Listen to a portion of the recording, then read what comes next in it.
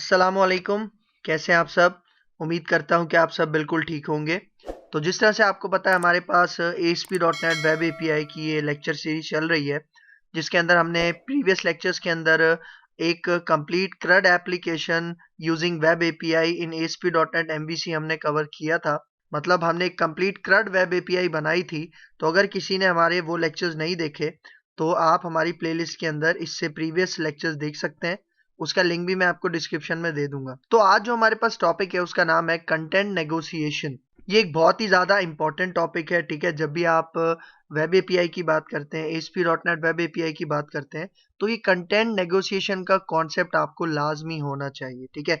वो क्यों होना चाहिए?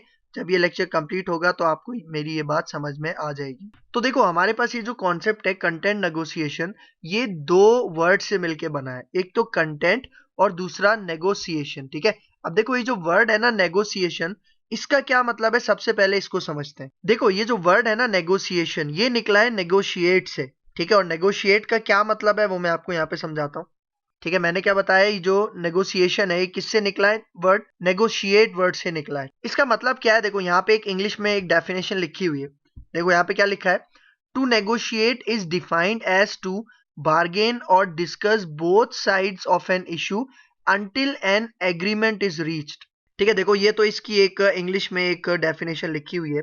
मैं इसको एक एग्जांपल से आपको समझाता हूं तो आपको बहुत अच्छे से समझ में आएगा, ठीक है। भाई सपोज करो ये आप हो, ठीक है, और आपको एक मोबाइल फोन परचेज करना है, ठीक है। मतलब एक सेकंड हैंड मोबाइल फोन आपको परचेज करना है, ठीक है। और जिस बंदे से आप वो मोबाइल फोन परचेज कर रहे हो, वो आपको उसकी प्राइस बताता है 20,000, ठीक है, मतलब 20,000। अब आप क्या करते हो? आप उससे बातचीत करते हो, आप उससे डिस्कशन करते हो कि यार ये जो आप 20,000 मांग रहे हो ये ज्यादा है, आप थोड़े से कम कर लो, ठीक है। आप कहते हो कि भाई यार आप इसको 18,000 कर लो या 17,000 कर लो, ठीक है। तो आप ये क्या कर रहे हो? आप ये बार्गेनिंग कर रहे हो, मतलब डिस्कशन कर रहे हो, ठीक है। और इस बार्गेनिंग का नतीजा क्या होगा? इस डिस्कशन का नतीजा क्या होगा कि वो जिससे आप सेकेंड हैंड फोन ले रहे हो वो भी अपनी प्राइस कम कर लेगा। मतलब ये कॉन्सेप्ट कहलाता है नेगोशिएशन का, ठीक है। मतलब उसने फोन की प्राइस आपको क्या बताई थी? फिक्स 20,000, लेकिन आपने उससे बातचीत की, उससे डिस्कशन की, उससे बार्गेनिंग की और उस प्राइस को आपने क्या करवा लिया? कम करवा लिया, ठीक है। सेम यही चीज आजकल हमारे पास ये जो OLX की वेबसाइट है वहां पे भी ऐसा होता है कि जो कोई भी चीज बेच रहा है, ठीक है, तो वो उसकी प्राइस फिक्स रखता है, ठीक है। लेकिन वहां पे नीचे एक ऑप्शन गिवन होता है जिसमें वो बता रहा होता है कि प्राइस नेगोशिएबल है। नेगोशिएबल मतलब कि बातचीत करके उसको कम करवाया जा सकता है। तो होता क्या है, जब भी आप बातचीत करके बार्गेन करते हो, डिस्कशन करके कोई काम अचीव करते हो, ठीक है, और इस केस में क्या होता है कि जो दोनों एंड्स हैं, मतलब जो दोनों पार्टीज हैं, वो इन दी एंड एक बात पर मुत्तफिक हो जाती हैं। मतलब एक कमिटमेंट हो जाती है उन दोनों के दरमियान, एक एग्रीमेंट हो जाता है, ठीक है। तो इस पूरे कॉन्सेप्ट को हम कहते हैं नेगोशिएट। अगर मैं आपको एक दूसरी एग्जांपल दूं, फॉर एग्जांपल आप जाते हो किसी सब्जी वाले के पास आलू लेने, ठीक है। अब आपको वो जो सब्जी वाला है वो कहता है कि भाई आलू 50 रुपए किलो है। तो आप क्या करते हो? उससे बार्गेनिंग करते हो, मतलब उससे नेगोशिएशन करते हो, बातचीत करके बार्गेनिंग करके कहते हो कि यार 40 रुपए लगा लो आलू के। तो ये कहलाती है बेसिकली नेगोशिएशन, ठीक है। और ये कॉन्सेप्ट है इसका नेगोशिएशन का, ठीक है। लेकिन यहाँ पे जो हमारे पास कॉन्सेप्ट है उसका नाम है कंटेंट नेगोशिएशन, ठीक है। तो ये कंटेंट नेगोशिएशन का क्या कॉन्सेप्ट है ये मैं आपको एक डायग्राम से सबसे पहले समझाता हूं, ठीक है। और उसके बाद आते हैं इसके ऊपर कि कंटेंट नेगोशिएशन क्या है। तो यहाँ पे देखो, मैं आपको एक डायग्राम से समझाता हूँ। भाई सपोज करो कि मैंने एक वेब एप्लीकेशन बनाई है, ठीक है। और ये वेब एप्लीकेशन सपोज करो कि एक ई कॉमर्स वेब एप्लीकेशन है। ई कॉमर्स मतलब एक शॉपिंग वेबसाइट है, ठीक है। तो अब मुझे क्या करना है? मुझे इस शॉपिंग वेबसाइट का एक डेटाबेस बनाना है, ठीक है। अब आपको पता है कि डेटाबेस बहुत बड़ा होता है एक ई कॉमर्स वेबसाइट का। क्यों? क्योंकि उसके अंदर बहुत सारे प्रोडक्ट्स होते हैं, ठीक है। तो ये आ गया मेरा डेटाबेस। देखो राइट साइड में आपको ब्लू कलर का डेटाबेस नजर आ रहा होगा। तो मुझे क्या करना है? मुझे अपनी इस वेब एप्लीकेशन का एक डेटाबेस क्रिएट करना है, ठीक है। तो डेटाबेस के अंदर बहुत सारे रिकॉर्ड्स होंगे, बहुत सारे प्रोडक्ट्स होंगे, और मैं उन प्रोडक्ट्स को इस वेब एप्लीकेशन में फेच भी करवाऊंगा। इस डेटाबेस के अंदर डेटा स्टोर भी करवाऊंगा, इंसर्ट भी करवाऊंगा, अपडेट डिलीट, मतलब बहुत सारे ऑपरेशंस परफॉर्म होंगे। लेकिन भाई देखो, मैं कह रहा हूं कि ये जो मेरी वेब एप्लीकेशन है ना, एक ई कॉमर्स की जो मेरे पास वेबसाइट है, इससे रिलेटेड मेरे पास एक एंड्रॉयड एप्लीकेशन भी है और वो भी सेम यही डेटाबेस का डेटा एक्सेस करेगा। और सेम इसी तरह मेरे पास एक आईफोन एप्लीकेशन भी है जो कि स्विफ्ट के ऊपर बनी हुई है। मतलब स्विफ्ट एक लैंग्वेज है जिसको यूज करके आईफोन एप्लीकेशन हम बना सकते हैं। तो मतलब देखो कॉन्सेप्ट क्या है कि मैंने एक वेब एप्लीकेशन बनाई हुई है, ठीक है, एक मेरा ई कॉमर्स स्टोर है और उसी से रिलेटेड मैंने एंड्रॉयड एप्लीकेशन भी बनाई हुई है और आईफोन एप्लीकेशन भी बनाई हुई है। तो अब मैं चाह रहा हूं इनका ये जो डेटाबेस होगा वो सेम होगा। मतलब इन तीनों एप्लीकेशन, देखो ये तीनों अलग अलग एप्लीकेशंस है, अलग अलग लैंग्वेजेस के अंदर इसको बनाया गया है, लेकिन इन तीनों का जो डेटाबेस है वो सेम है। तो इस कॉन्सेप्ट के लिए हम क्या करेंगे, हम एक एपीआई क्रिएट करेंगे, हम एक वेब एपीआई क्रिएट करेंगे।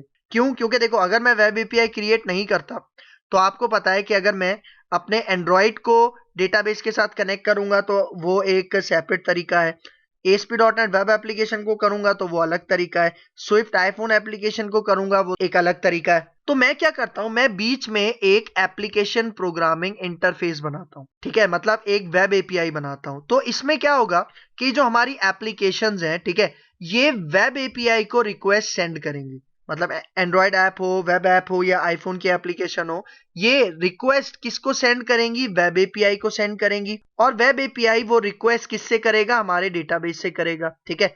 और फिर उसके बाद क्या होगा कि डेटाबेस कोई रिस्पॉन्स वेब एपीआई को रिटर्न करेगा और वो वेब एपीआई उस रिस्पॉन्स को हमारी एप्लीकेशंस को रिटर्न करेगा।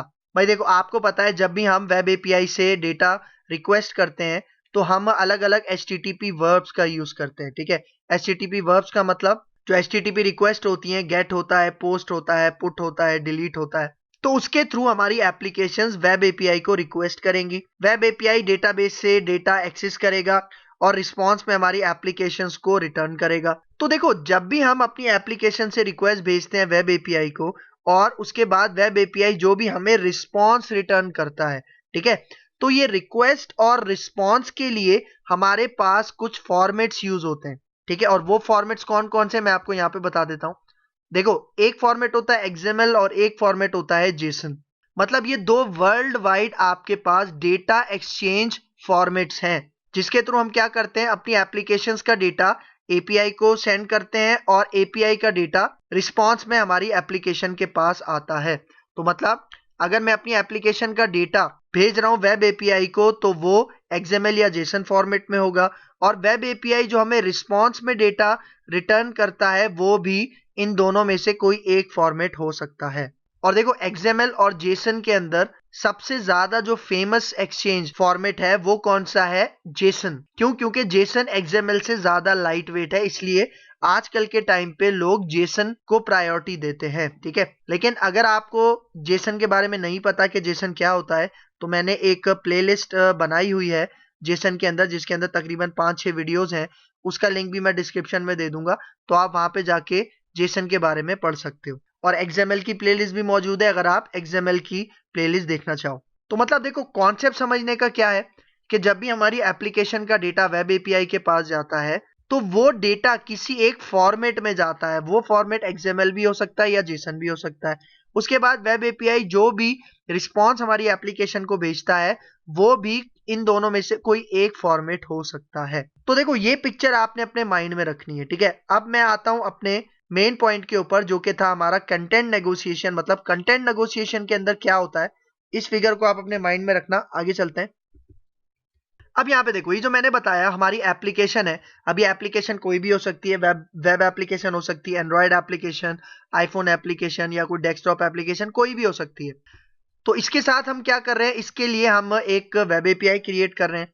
तो होता क्या है, हमारी जो एप्लीकेशन है वो रिक्वेस्ट भेजती है हमारी वेब एपीआई को। रिक्वेस्ट में वो कोई डेटा भेजेगी, मतलब उस डेटा का कोई फॉर्मेट होगा। सपोज करो कि एप्लीकेशन जो डेटा रिक्वेस्ट में वेब एपीआई को भेज रही है वो फॉर एग्जांपल XML फॉर्मेट में है, ठीक है। मतलब एप्लीकेशन का जो डेटा वेब एपीआई के पास जा रहा है वो XML फॉर्मेट में है, लेकिन वेब एपीआई जो डेटा रिटर्न कर रही है, जो डेटा रिस्पॉन्स में भेज रही है, वो सपोज करो JSON के अंदर है। मतलब मैं क्या कह रहा हूं कि भाई मुझे XML में डेटा चाहिए लेकिन वेब एपीआई हमें रिस्पॉन्स में क्या रिटर्न कर रहा है, JSON रिटर्न कर रहा है। तो ये बेसिकली कहलाती है कंटेंट नेगोशिएशन। मतलब आप डेटा एक्सपेक्ट करना चाह रहे हो XML में, लेकिन वेब एपीआई आपको रिस्पॉन्स में जेसन रिटर्न कर रही है। तो मतलब यहाँ पे देखो नेगोशिएशन हो रही है कि आप चाह रहे थे कि आपको आपका डेटा XML में रिसीव हो, लेकिन वेब एपीआई आपको जेसन फॉर्मेट में डेटा रिटर्न कर रही है, और फिर भी आप इस चीज को एक्सेप्ट कर रहे हो कि भले मुझे डेटा जेसन में रिस्पॉन्स में मिले। तो ये कहलाती है कंटेंट नेगोशिएशन। क्योंकि भाई देखो होता क्या है, हमारी बहुत सारी एप्लीकेशंस होती हैं और उनके अंदर हम डिफरेंट एपीआईज को एक्सेस करते हैं, ठीक है। और बहुत सारी डिफरेंट एपीआईज ऐसी भी होती हैं जो हमने नहीं बनाई होती, जो कि दूसरों ने बनाई होती हैं, जो कि पेड एपीआईज होती हैं। तो जाहिर बात है वो जो पेड एपीआई हमें डेटा रिटर्न करेगी रिस्पॉन्स में, उसी के हिसाब से हम अपनी एप्लीकेशन को कॉन्फ़िगर करते हैं। तो ये बेसिकली कहलाती है कंटेंट नेगोशिएशन। इसके अंदर क्या हो रहा होता है, कंटेंट की नेगोशिएशन हो रही होती है। मतलब आप डेटा भेज रहे हो XML के अंदर, लेकिन आपको जो रिस्पॉन्स मिल रहा है वो जेसन में मिल रहा है। या हो सकता है इस तरह से भी हो कि आप अपनी एप्लीकेशन से जो डेटा वेब एपीआई को भेज रहे हो वो जेसन में है, लेकिन रिस्पॉन्स में आपको XML रिसीव हो रहा है। तो ये बेसिकली कॉन्सेप्ट होता है किसका, कंटेंट नेगोशिएशन का। और अक्सर ऐसा भी होता है कि आपकी एप्लीकेशन आपको XML में डेटा भेज रही है वेब एपीआई को, और वेब एपीआई भी XML में ही डेटा रिस्पॉन्स में भेज रही है। मतलब दोनों चीजें सेम है, रिक्वेस्ट में भी XML जा रहा है और रिस्पॉन्स में भी XML मिल रहा है। तो ऐसा भी अक्सर होता है। लेकिन आजकल के टाइम पे एक बात याद रखना कि जेसन एक ऐसा फॉर्मेट है जो कि सबसे ज्यादा यूज किया जाता है, क्योंकि ये XML से भी ज्यादा लाइट वेट होता है।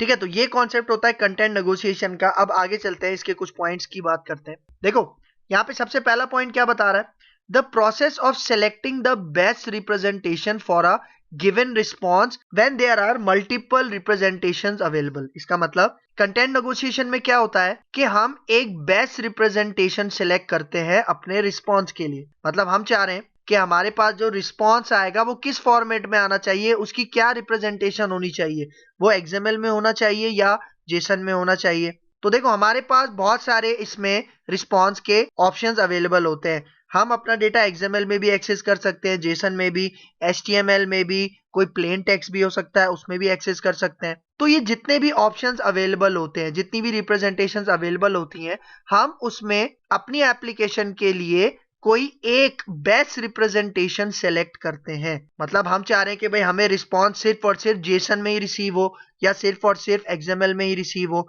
तो इस कॉन्सेप्ट के लिए हम यूज करते हैं कंटेंट नेगोशिएशन। फिर देखो second point, one of the standards of the REST service is that client should have the ability to decide in which format they want the response। ठीक है, इसका मतलब कि ये जो हम अपनी वेब एपीआई के अंदर एक REST सर्विस बनाते हैं, ठीक है, तो इसके अंदर क्लाइंट के पास ये एबिलिटी होनी चाहिए डिसाइड करने की कि वो रिस्पॉन्स किस टाइप का चाह रहा है। मतलब उसका जो रिस्पॉन्स आएगा उसका फॉर्मेट क्या होना चाहिए, ये क्लाइंट डिसाइड करता है। whether they want the response in XML और JSON etc। ठीक है, etc मतलब XML और JSON के अलावा भी आप क्या कर सकते हो, HTML में डेटा गेट कर सकते हो, प्लेन टेक्स्ट में भी डेटा गेट कर सकते हो। मतलब ऑप्शंस आपके पास बहुत सारे हैं, लेकिन आप क्या करते हो, आप उसमें से कोई एक फॉर्मेट अपने रिस्पॉन्स के लिए कि आपको रिस्पॉन्स कैसा मिलना चाहिए वो आप डिसाइड करते हो।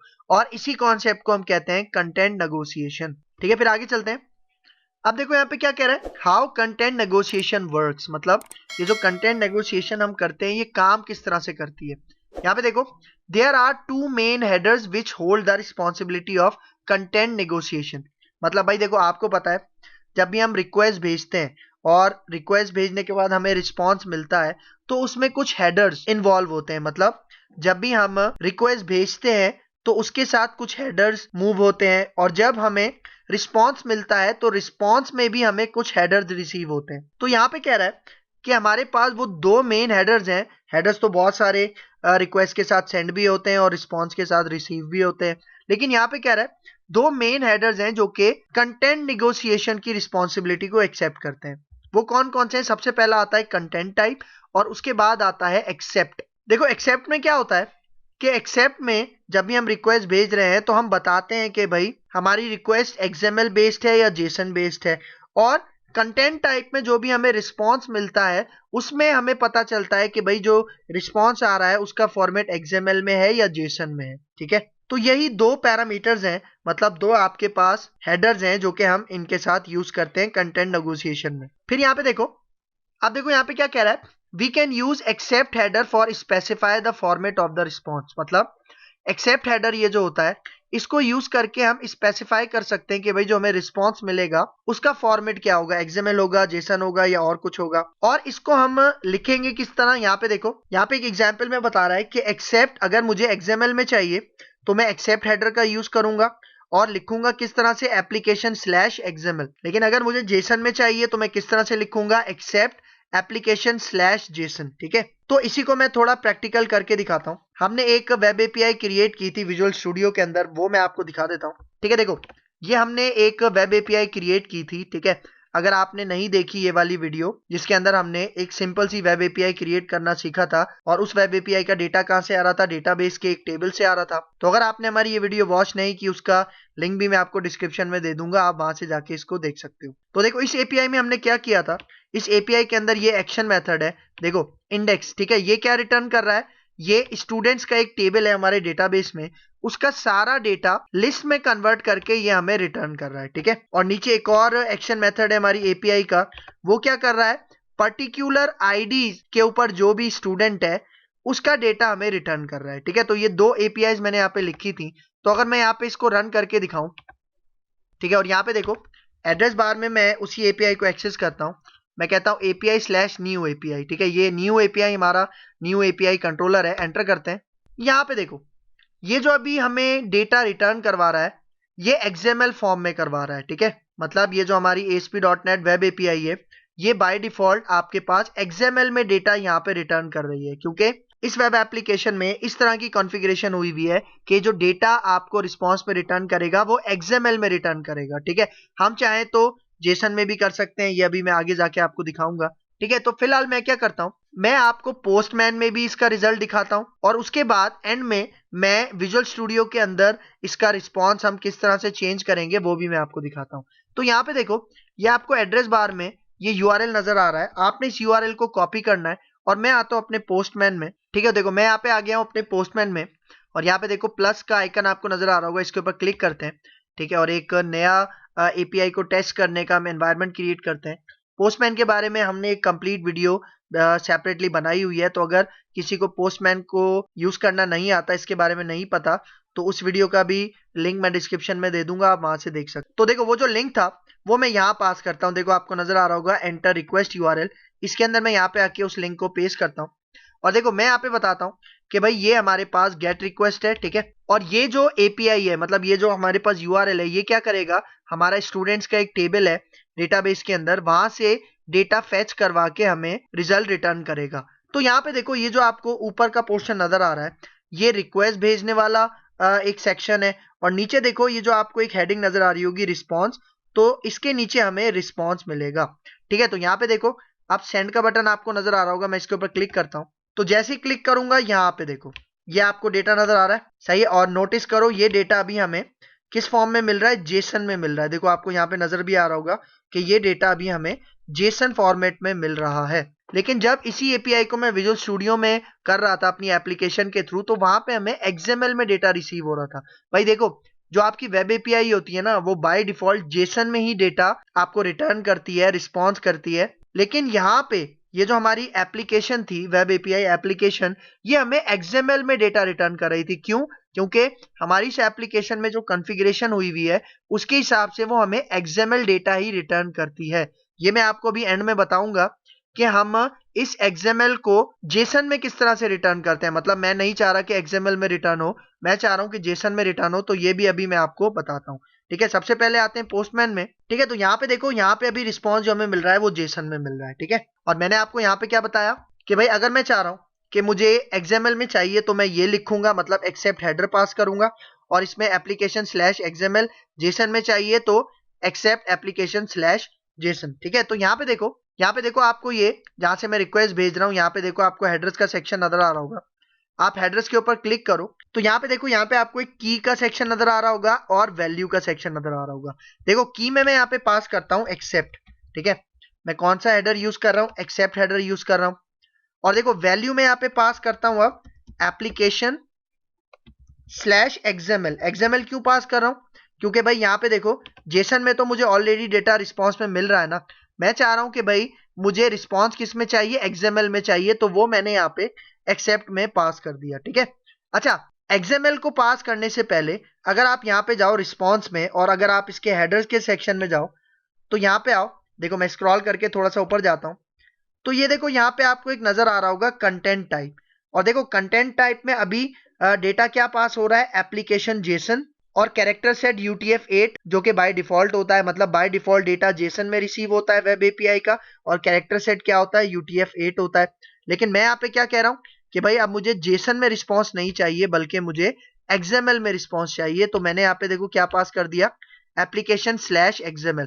अब मैं दोबारा यहाँ पे रिक्वेस्ट सेंड करता हूँ और हिट करता हूँ अपने इस URL को, तो यहाँ पे आओ सेंड के बटन पे क्लिक करता हूँ। ठीक है, तो अब देखो बॉडी में जाते हैं, अब देखो अब यहाँ पे आपको रिजल्ट नजर आ रहा होगा, ये XML में आपको रिजल्ट नजर आ रहा है, देख रहे हो XML में टैग्स होते हैं, आपको पता होगा, क्योंकि XML क्या है, एक्सटेंसिबल मार्कअप लैंग्वेज है। और देखो यहाँ पे भी आपको ये नजर आ रहा होगा XML NS लिखा हुआ है, XML स्कीमा लिखा हुआ है। ठीक है, इसका मतलब ये XML में डेटा यहाँ पे रिसीव हो रहा है। और अब अगर आप यहाँ पे जाओ इसके हेडर्स में, हेडर्स पे क्लिक करो और अब थोड़ा सा स्क्रॉल करके ऊपर आओ, और यहाँ पे कंटेंट टाइप में आपको दिखाता हूँ। देखो अब कंटेंट टाइप में यहाँ पे क्या शो हो रहा है, एप्लीकेशन स्लैश XML, क्योंकि अब हमें XML में रिस्पॉन्स मिल रहा है। क्यों? क्योंकि मैंने एक्सेप्ट हेडर में बताया था कि भाई मुझे रिस्पॉन्स किस में चाहिए, XML में चाहिए, और ये कंटेंट टाइप वही हमें यहाँ पे दिखा रहा है। ठीक है, फिर आगे चलते हैं।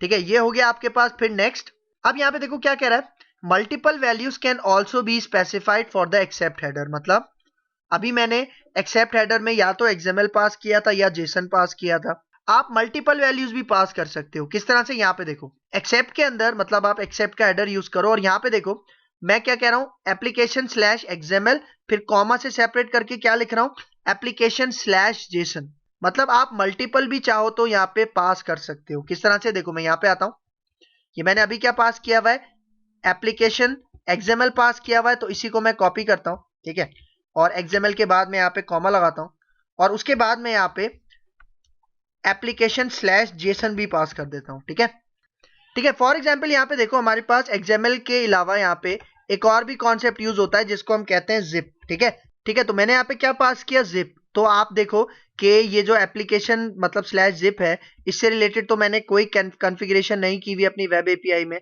इसका मतलब अगर मैं यहाँ पे आके रिक्वेस्ट भेजूंगा तो मुझे डेटा किस में रिसीव होगा, जेसन में रिसीव होगा। देखो मैं सेंड पे क्लिक करता हूँ, ये देखो हमें डेटा किस में रिसीव हो रहा है, जेसन में रिसीव हो रहा है। लेकिन अगर मैं यहाँ पे जेसन हटा के XML पास करता हूँ, ठीक है, और अब यहाँ पे आके सेंड के बटन पे क्लिक करता हूँ, ठीक है, तो यहाँ पे देखो अब हमें डेटा किस में रिसीव हो रहा है, XML में रिसीव हो रहा है। क्यों? क्योंकि ये जो सबसे पहले आपके पास एप्लीकेशन जिप मैंने यहाँ पे लिखा है, उसके लिए कोई भी कॉन्फ़िगरेशन हमने नहीं की हुई वेब एपीआई में, इसलिए हमें यहाँ पे एप्लीकेशन स्लैश XML में डेटा रिस्पॉन्स में मिल रहा है। तो इस तरह से आप क्या कर सकते हो, मल्टीपल भी आप यहाँ पे वैल्यूज पास कर सकते हो एक्सेप्ट हेडर के अंदर। फिर आगे चलते हैं, फिर देखो उसके बाद we can also specify quality factor. अब देखो हमारे पास यहाँ पे एक्सेप्ट हेडर में एक और कॉन्सेप्ट आता है जिसको हम कहते हैं क्वालिटी फैक्टर। ठीक है, क्योंकि मैंने आपको क्या बताया कि हम यहाँ पे मल्टीपल भी पास कर सकते हैं एक्सेप्ट हेडर्स के अंदर, मल्टीपल वैल्यूज पास कर सकते हैं, तो उसके अंदर ये क्वालिटी फैक्टर का क्या कॉन्सेप्ट है, इसको जरा समझना। भाई देखो यहाँ पे देखो मैंने एप्लीकेशन स्लैश XML लिखा, और देखो उसके बाद मैंने सेमीकोलन लगाया, और उसके बाद यहाँ पे देखो क्वालिटी फैक्टर के लिए मैंने यहाँ पे एक कीवर्ड यूज किया है, एक सिंबल यूज किया है Q, और इसके बाद देखो इज इक्वल में मैंने क्या पास किया, 0.5। फिर देखो मैंने कॉमा लगाया, उसके बाद मैं क्या कह रहा हूँ, एप्लीकेशन स्लैश जेसन, और उसके बाद यहाँ पे देखो मैंने दोबारा सेमीकोलन लगाया। फिर Q के अंदर देखो मैं यहाँ पे क्या वैल्यू पास कर रहा हूँ, 0.8, मतलब 0.8। इसका मतलब मैं प्रायोरिटी सबसे ज्यादा किसको दे रहा हूँ, जेसन को दे रहा हूँ। मतलब मैं कह रहा हूँ कि जेसन की क्वालिटी फैक्टर ज्यादा बेहतर है। क्यों? क्योंकि उसके पास वैल्यू ज्यादा बड़ी है। लेकिन अगर मैं यही वैल्यू XML को देता तो XML को प्रायोरिटी ज्यादा मिलती। ठीक है, तो देखो इसको किस तरह से लिखेंगे, मैं यहाँ पे आता हूँ। ठीक है, देखो मैंने यहाँ पे ये जिप लिखा है ना, मैं इसको जिप को हटाता हूँ, और फॉर एग्जाम्पल मैं यहाँ पे पास करता हूँ XML, और इसके बाद यहाँ पे मैं पास करता हूँ फॉर एग्जाम्पल जेसन। ठीक है, तो यहाँ पे देखो ये जो XML लिखा है, इसके बाद मैं यहाँ पे सेमीकोलन लगाता हूँ, फिर Q क्वालिटी फैक्टर के लिए, और यहाँ पे मैं फॉर एग्जांपल कहता हूँ 0.8, मतलब मैं इसको क्वालिटी फैक्टर ज्यादा दे रहा हूं, और उसके बाद देखो मैंने कॉमा लगाया, और उसके बाद एप्लीकेशन जेसन के बाद मैं यहाँ पे दोबारा सेमीकोलन लगाता हूँ, क्यू लिखता हूँ, और यहाँ पे मैं कहता हूँ 0.5। मतलब देखो मैंने क्वालिटी फैक्टर किसको ज्यादा दिया है, एक्सएमएल को ज्यादा दिया है, ठीक है। इसका मतलब अगर मैं अब यहाँ पे अपनी रिक्वेस्ट सेंड करूंगा इस एपीआई को, तो देखना, देखो रिजल्ट हमें किस में मिल रहा है, रिजल्ट हमें एक्सएमएल में मिल रहा है। लेकिन अगर मैं यहाँ पे देखो, मैं यहाँ पे इसको जो एक्सएमएल में मैंने पास किया इसको मैं 0.5 कर देता हूँ, और जेसन को मैं यहाँ पे 0.8 कर देता हूँ। तो मतलब जेसन का क्वालिटी फैक्टर ज्यादा है। तो अगर मैं यहाँ पे सेंड पे क्लिक करूं, तो आप देखो यहाँ पे हमें डेटा किस में रिसीव हो रहा है, जेसन में रिसीव हो रहा है। और अगर यहाँ पे आप हेडर्स में जाके देखो, ठीक है, हेडर्स में जाओ और यहाँ पे आप चले जाओ कंटेंट टाइप पे, तो कंटेंट टाइप में देखो आपको क्या यहाँ पे रिसीव हो रहा है, एप्लीकेशन जेसन, ठीक है। तो एक ये पॉइंट हो गया। उसके बाद देखो एक और इंपॉर्टेंट पॉइंट है, ये आपने याद रखना है। देखो क्या कह रहा है, if accept header is not specified, मतलब अगर आपने एक्सेप्ट हेडर का यूज नहीं किया हुआ, by default web API returns Jason data. मतलब जो भी हमारी वेब एपीआई होती है, जब भी आप वो बनाते हो और उसको एक्सेस करते वक्त अगर आपने कोई भी हेडर, ये जो होता है हमारे पास एक्सेप्ट हेडर, अगर ये स्पेसिफाई नहीं किया, तो बाय डिफॉल्ट हमें जेसन में ही डेटा रिटर्न होता है। किसका, वेब एपीआई का। लेकिन मैंने आपको क्या बताया, जब मैं अपनी विजुअल स्टूडियो में वेब एप्लीकेशन रन कर रहा था, तो वो बाय डिफॉल्ट एक्सएमएल में डेटा रिटर्न कर रहा था। क्यों? क्योंकि वहां पे ऐसी कॉन्फ़िगरेशन हुई हुई है जिसके थ्रू जो वेब एपीआई का डेटा है वो बाय डिफॉल्ट एक्सएमएल में रिसीव हो रहा था। लेकिन अगर मैं एक्सएमएल फॉर्मेट को खत्म करके जेसन में डेटा लेना चाह रहा हूं, तो उसके लिए हम क्या करेंगे, देखो मैं आता हूं अपने विजुअल स्टूडियो में, एप्लीकेशन को यहाँ पे आके स्टॉप करते हैं, और देखो मुझे कहाँ जाना है। देखो ऐप स्टार्ट के अंदर आपको पता है यहाँ पे एक फाइल होती है वेब एपीआई कॉन्फ़िग, आपने यहाँ पे जाना है, ठीक है। और यहाँ पे देखो, यहाँ पे आपको एक मेथड नजर आ रहा होगा रजिस्टर का, इसके अंदर एक पैरामीटर है जिसका नाम क्या है, कॉन्फ़िग, जो कि कौन सी क्लास का है, HTTP कॉन्फ़िगरेशन। तो इस पैरामीटर को मैं यहाँ पे यूज करूंगा, इसको हम यहाँ से कॉपी कर लेते हैं। तो देखो कॉपी करके यहाँ पे देखो ये जो आपको सेमीकोलन नजर आ रहा है, इसके बाद मैं यहाँ पे आता हूँ, मैं यहाँ पे पैरामीटर पास करता हूँ, मैं कहता हूँ कॉन्फ़िग, और यहाँ पे मैं इसकी एक प्रॉपर्टी यूज करता हूँ फॉर्मेटर्स, और इसके साथ मैं एक मेथड यूज करता हूँ रिमूव का, ठीक है। और इसके बाद यहाँ पे देखो मैं यही लिखता हूँ config डॉट फॉर्मेटर्स, और यहाँ पे ये जो XML फॉर्मेटर है ना, क्योंकि अभी फॉर्मेटिंग हमारी XML में हो रही है, मतलब यहाँ पे फॉर्मेटर कौन सा यूज हो रहा है, XML फॉर्मेटर। क्योंकि भाई देखो जब भी आप रिक्वेस्ट भेजते हो, ठीक है, और उस टाइम पे जो भी फॉर्मेट काम कर रहा होता है वो बिल्डअप कौन करता है, फॉर्मेटर बिल्डअप करता है, जिसको हम मीडिया टाइप फॉर्मेटर्स भी कहते हैं। और जब भी रिस्पॉन्स रिसीव होता है तो उसको भी फॉर्मेट करने का काम फॉर्मेटर्स करते हैं। तो देखो मैं यहाँ पे क्या कह रहा हूँ कि ये जो XML फॉर्मेटर है, आप इसको क्या करो, आप इसको रिमूव करो। रिमूव करो, तो रिमूव करने के बाद बाय डिफॉल्ट हमारे पास कौन सा यूज होता है, जेसन यूज होता है। तो इसका मतलब अब हमें डेटा XML में नहीं बल्कि जेसन में रिसीव होगा। लेकिन अगर मैं इस लाइन को कमेंट करता हूँ, Ctrl+K Ctrl+C, और फिलहाल आपको इस तरह से डेटा मैं रन करके दिखाता हूँ, तो मतलब हमें फर्स्ट टाइम डेटा XML में मिलेगा। इसको रन करते हैं, और यहाँ देखो ब्राउजर पे मैं आता हूँ, यहाँ पे मैं वही URL टाइप कर देता हूँ, API/new API, एंटर करते हैं। तो यहाँ पे देखो, यहाँ पे जो हमें डेटा रिसीव हो रहा है ये XML फॉर्मेट में हो रहा है, ठीक है। लेकिन अब अगर मैं यहाँ पे आऊँ, इसको स्टॉप करते हैं, और ये वाली जो लाइन है जो हमने वेब API कॉन्फ़िग के अंदर लिखी थी, ठीक है, इसको मैं दोबारा अनकमेंट करता हूँ, सिलेक्ट करते हैं Ctrl+K Ctrl+U। तो अब क्या हो रहा है, ये जो XML फॉर्मेटिंग हो रही थी, ठीक है, ये रिमूव हो जाएगी, और बाय डिफॉल्ट जो हमारे पास जेसन होती है उसी में अब हमें डेटा रिसीव होगा, ठीक है। तो यहाँ पे आते हैं, मैं इसको दोबारा रन करता हूँ, तो अब आप इसका रिजल्ट देखना, ठीक है। यहाँ पे आते हैं और मैं लिखता हूँ API और न्यू API, एंटर करते हैं। तो अब यहाँ पे देखो, ठीक है, मैं इसको थोड़ा जूम करता हूँ, देखो अब ये आपको जो रिजल्ट नजर आ रहा है ये जेसन फॉर्मेट में रिजल्ट नजर आ रहा है, ठीक है। अच्छा, तो अभी आप एक चीज नोटिस करो, ये जो जेसन में हमें डेटा रिसीव हो रहा है ये इंडेंट नहीं हुआ हुआ, मतलब इंडेंटेड नहीं है। ये इंडेंटेड का मतलब कि जिस तरह से यहाँ पे देखो हमें पोस्टमैन में डेटा रिसीव होता था, ठीक है, अगर मैं आपको यहाँ पे आके दिखाऊं, ठीक है, देखो बॉडी में चलते हैं, और देखो पोस्टमैन में डेटा इस तरह से रिसीव होता था, देख रहे हो ये जो ऑब्जेक्ट्स का एरे बना हुआ है, ठीक है, देखो ये बिल्कुल इंडेंटेड हुआ हुआ है, ठीक है। अगर इसी तरह का रिजल्ट मुझे यहाँ पे चाहिए, क्योंकि आप देखो यहाँ पे इस तरह से वो रिजल्ट नहीं आ रहा, तो उसके लिए आप क्या करोगे, देखो उसके लिए मैं आता हूँ यहाँ पे अपने विजुअल स्टूडियो में, इसको स्टॉप करते हैं, और मैं आऊंगा यहीं पे वेब API कॉन्फ़िग वाली फाइल में, ठीक है। और देखो ये जो हमारे पास लाइन लिखी हुई है कॉन्फ़िग, जहाँ पे हमने XML फॉर्मेटर को रिमूव किया है, इसके बाद देखो मैं यहाँ पे आता हूँ, मैं कहता हूँ कॉन्फ़िग, और उसके बाद मैं कहता हूँ डॉट फॉर्मेटर्स, और उसके बाद मैं यहाँ पे कहता हूँ जेसन फॉर्मेटर और उसके बाद मैं यहाँ पे कहता हूँ सीरियलाइजर सेटिंग होती है यहाँ पे, ठीक है। उसके बाद यहाँ पे देखो मैं एक प्रॉपर्टी यूज करूंगा फॉर्मेटिंग की, और देखो इसके अंदर मैं क्या पास करूंगा, देखो हमारे पास यहाँ पे न्यूटन सॉफ्ट, ठीक है, और इसके साथ मैं पास करूंगा जेसन, और इसकी जो फॉर्मेटिंग होगी उसको मैं यहाँ पे क्या कर दूंगा, इंडेंटेड। मतलब देखो मैंने यहाँ पे क्या किया, ये जो कॉन्फ़िग फॉर्मेटर्स है इसके अंदर जो जेसन फॉर्मेटिंग की सीरियलाइजेशन हो रही है उसको मैंने यहाँ पे क्या कर दिया, इंडेंटेड कर दिया। तो इससे क्या होगा, रिजल्ट मैं आपको दिखाता हूँ।